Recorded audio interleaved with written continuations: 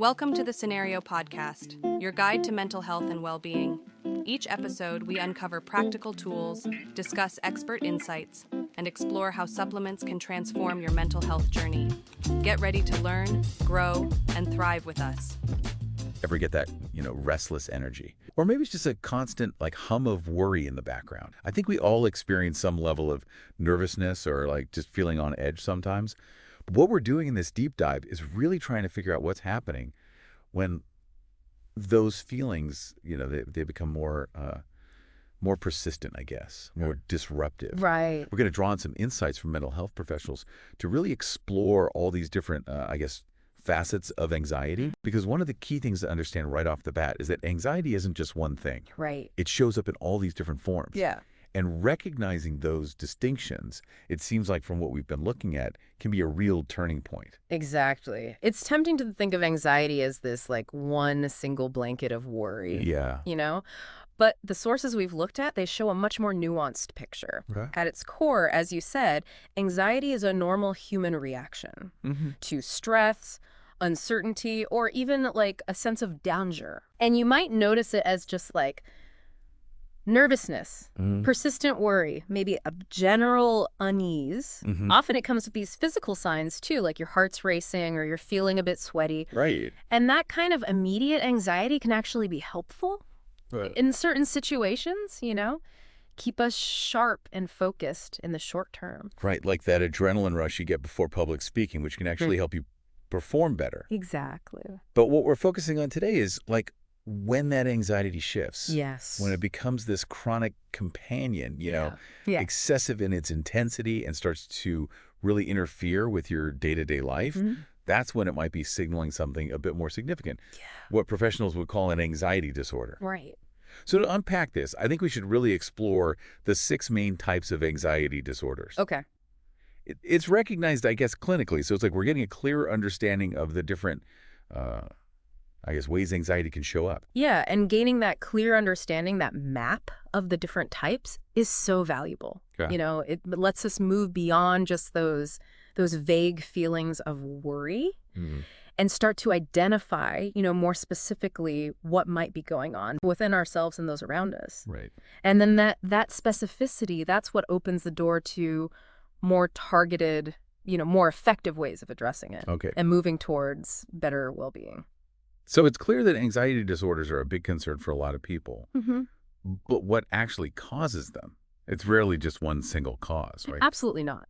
Our sources, they all highlight that anxiety disorders usually arise from a combination of factors. Okay. It's this interplay of, biological, psychological, and environmental influences. Okay, let's get into those influences then. What are some of the specific things that can contribute to someone developing an anxiety disorder?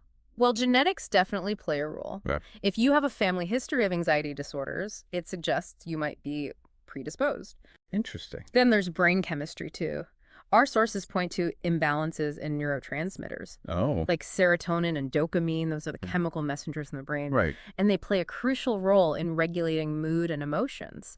So if those are disrupted, it can definitely contribute to anxiety. So it's not just your mindset. There's a real biological component at play, too. Exactly. What about someone's personality? Can that make a difference? Yeah, certain personality traits can increase someone's vulnerability to anxiety. Oh. Like perfectionism. There's this constant striving for flawlessness, right? Or being highly sensitive to criticism or stress. Right. These can make individuals more prone to worry and anxious feelings. Yeah. And then we can't overlook the impact of life experiences. Of course. Traumatic events like abuse, accidents, or the loss of someone close. Yeah. This can be significant triggers for anxiety disorders. Those are major life events. Yeah. What else should we be aware of? Well, chronic physical illnesses or other medical conditions can contribute to anxiety symptoms too, Okay. or even make them worse. And it's also really important to consider lifestyle factors, Okay. especially substance use. Things like excessive caffeine, alcohol, or recreational drugs can really exacerbate anxiety symptoms. It sounds like a really complex web of factors. It is. But the crucial takeaway here, and it's something our information really emphasizes, is that an anxiety disorder is a mental health condition. Yes. It's not a personal weakness. Right. Or a character flaw. Exactly. And most importantly, help and support are available. Precisely. Recognizing it as a health issue is the essential first step towards finding the right support. All right, let's get into the specifics then and actually look at those 6 types of anxiety disorders. Okay. So first up is Generalized Anxiety Disorder, or GAD. What's the main thing with that one? What defines it? Well, at the core of generalized anxiety disorder is this persistent and excessive worry about everyday things. Right. And this isn't just the, occasional worry. Right. It's a chronic state of anxiety that's often out of proportion to the actual situation. People with GAD might find themselves constantly worrying about work, their relationships, their health, or finances. Right. Even when there's no, immediate threat or problem, Yeah. they feel anxious for most of the day and have a really hard time controlling the worry. The key insight here is just how much the worry pervades everything. Okay. It's not about isolated stressors. It's Yeah. this constant hum of anxiety that colors everything. So it's not just the normal ups and downs of worrying about a bill or a meeting, this constant, almost background level of worry about, well, everything. Exactly. And this worrying can manifest in a bunch of ways. Okay. Our sources talk about chronic overthinking, a feeling of restlessness, like being constantly on edge, Yeah. feeling fatigued, difficulty concentrating because their mind is racing with worries. They might also be irritable, suffer from muscle tension, and trouble sleeping is really common too, Yeah. like insomnia. Can you give me a more specific example to help illustrate this? Sure. Someone with GAD might constantly worry about their kids' safety, Right. even when their kids are at school or with a caregiver and there's no logical reason to be concerned. This worry isn't tied to a specific event. It's just this persistent, nagging feeling that something bad could happen. And what kind of support or treatment is usually helpful for GAD? Well, therapy, and specifically cognitive behavioral therapy, or CBT, is often very effective. Right. CBT helps people identify and challenge those unhelpful, anxious thought patterns, right? And develop coping strategies. Mindfulness and other stress reduction techniques can also be super beneficial Right. for managing that constant worry. And sometimes medications like SSRIs, SNRIs, or buspirone might be prescribed by a doctor to help regulate brain chemistry. Okay, let's move on to the second type, panic disorder. This one sounds a lot more intense. It can be very intense. Panic disorder is characterized by these unexpected panic attacks. Okay. And these aren't just, fleeting moments of anxiety. They're sudden, overwhelming episodes of fear that peak very quickly, usually within minutes. What makes panic disorder really distressing is that these attacks often feel like serious medical emergencies, Yeah. almost like you're having a heart attack or something. Oh, wow, that must be so frightening. What are the typical symptoms during a panic attack? They can be very physical and really overwhelming. Okay. Our sources lie to things like a rapid heartbeat, chest pain, shortness of breath, or feeling like you can't breathe or choking, sweating, chills, shaking, trembling uncontrollably, dizziness, nausea, and an intense fear of dying or losing control. So it's not just psychological, it's like a full body alarm system going off. Right.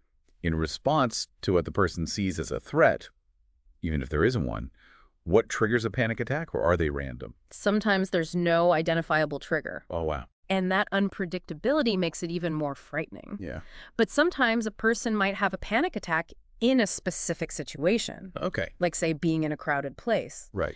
And that can lead to avoiding similar situations like malls or public transportation out of fear of having another attack. Makes sense. You'd want to avoid anything associated with that fear. So how is panic disorder treated?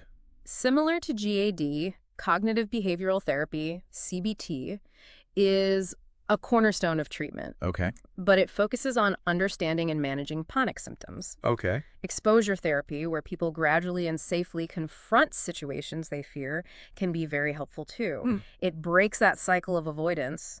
And again, anti-anxiety meds or antidepressants can play a big role in managing the frequency and intensity of those attacks. All right, the third type is social anxiety disorder, which is sometimes called social phobia. I think a lot of people can relate to feeling nervous in social situations, but this is something more than just feeling shy. Right. It is, yeah. Social anxiety disorder is characterized by an intense and persistent fear of being judged, negatively evaluated, embarrassed, or humiliated in social situations. Okay. This fear is so strong that it leads to avoiding these situations entirely. It's way more than being introverted or shy. It's a deep fear that can really limit a person's life, Yeah. like their social life, their career, and their overall well-being. What kind of social situations typically trigger this fear? It varies quite a bit from public speaking, which is a common one, Okay. to more interpersonal situations like going on a date, parties, even starting a conversation. Right. The fear is rooted in the concern about being judged or scrutinized by others. What are some signs that someone might be struggling with this? Well, they might have a huge fear of rejection or of looking foolish or embarrassing themselves. Okay. This can manifest in physical symptoms too, like excessive blushing, nausea or stomach problems, or even sweating a lot. Hmm. They might avoid eye contact or conversations, and they often have very low self-confidence, especially in social situations. It sounds so isolating. How is social anxiety disorder treated? Therapy, especially CBT that incorporates role-playing and gradual exposure to those feared social situations, can be really effective. Okay. It helps people challenge their negative thoughts and develop better coping mechanisms. Social skills training can be beneficial too. Yeah. And sometimes medications like SSRIs or beta blockers, which can help manage the physical symptoms before a social event, might be used as part of the treatment plan. Moving on to the fourth type, specific phobias. This one seems a little more straightforward in terms of what triggers the anxiety. Yeah, specific phobias involve an intense, irrational fear of a specific object, situation, or activity. Okay. And the key here is that the level of fear is completely out of proportion to the actual danger. Mm-hmm. Even when the real risk is tiny, the fear is immediate and really intense, often leading to physical anxiety symptoms and a strong urge to avoid the thing that triggers the fear. What are some of the more common phobias people experience? Oh, there are so many. Yeah. Our information mentions acrophobia, which is the fear of heights, Okay. aviophobia, the fear of flying, Right. arachnophobia, the fear of spiders, and claustrophobia, the fear of enclosed spaces. But really, phobias can be about almost anything. The reaction when someone with a phobia encounters their trigger can be pretty extreme, right? Oh, absolutely. The sources say there's often this immediate and intense anxiety response, Okay. along with physical reactions like a race in heart, dizziness, nausea. Right. And the main behavioral response is avoiding the feared object or situation, Yeah. which can sometimes really limit a person's life. So if someone's terrified of dogs, they might go to crazy lengths to avoid any encounters, Exactly. even if it means restricting their life. Treatment for specific phobias often involves exposure therapy, Okay. where people are gradually and safely exposed to the object or situation they fear. CBT can also help in understanding and challenging that fear. And a technique called systematic desensitization, which combines relaxation techniques with that gradual exposure, is sometimes used to reduce the phobic response. Okay. The fifth type is Obsessive-Compulsive Disorder, OCD. This is one that I think people have some awareness of, often associated with being very neat and organized, but OCD is often more complex than that. Right. That's an important distinction. OCD is characterized by persistent, intrusive, and unwanted thoughts, images, or urges. Okay. Those are the obsessions. Right. And these cause significant anxiety or distress, leading the person to perform repetitive actions, either physical or mental. Okay. Those are the compulsions. And they do this to try and reduce the anxiety or prevent some bad outcome. Yeah. These can become incredibly time-consuming and really disrupt a person's life. So what are some common examples of these obsessions and compulsions? Common obsessions include fear of germs or contamination, fear of harming yourself or others, and intrusive thoughts about things needing to be in order or perfectly symmetrical. Often it's described as things not feeling just right. Okay. And these often lead to compulsions like excessive hand washing, checking things like locks or stoves repeatedly, or engaging in repetitive actions like counting, tapping, or mental rituals. So the compulsive behavior is trying to neutralize the anxiety from the thought, Right. even if it's not logical. Exactly. Our sources have a good example. A person with a fear of contamination might wash their hands constantly. Oh, okay. Like dozens, even hundreds of times a day, even if they know it's too much and their skin is raw. Treatment for OCD often involves a type of CBT called exposure and response prevention, or ERP. Okay. This helps people gradually confront those obsessions without doing the compulsions, so they learn that the feared outcome doesn't happen. Standard CBT can help too, and medications, especially SSRIs like fluoxetine or fluvoxamine, are often used. Finally, we come to the sixth type, post-traumatic stress disorder, or PTSD. This was often linked to specific traumatic events. Yes, PTSD can develop after someone experiences or witnesses a traumatic event. Like, Things like combat, sexual assault, accidents, or natural disasters. right. It often involves recurring memories of the trauma, including flashbacks, Yeah. and symptoms like emotional numbness and being on high alert. And these symptoms can stick around for a long time, right? Yeah, for a PTSD diagnosis, the symptoms have to last for over a month and cause significant distress or impair daily life. They can include flashbacks, intrusive thoughts, nightmares, sleep problems, avoiding things that trigger memories, hypervigilance, meaning being constantly on guard, and negative changes in mood, like depression, emotional detachment, or trouble feeling positive emotions. That sounds so difficult. Can you give an example of how this might show up in someone's life? Sure.